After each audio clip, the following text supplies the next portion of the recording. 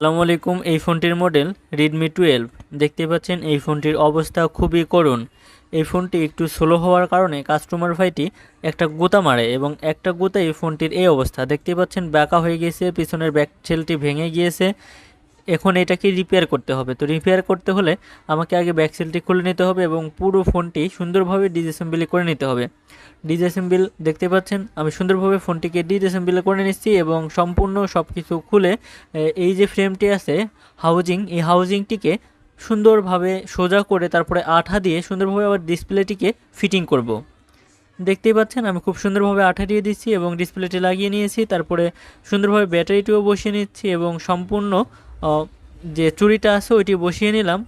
এরপর সুন্দরভাবে আঠাগুলো উঠিয়ে নতুন একটি ব্যাকসেল লাগাবো। দেখতে পাচ্ছেন নতুন ব্যাকসেলটি লাগিয়ে দিচ্ছি এবং লাগানোর পরে সুন্দরভাবে গার্ডার মেরে দিব। গার্ডার মারা শেষ হলে কয়েক ঘন্টা পরে খুললে ফোনটি আবার ফুল ফ্রেশ কন্ডিশনে চলে যাবে।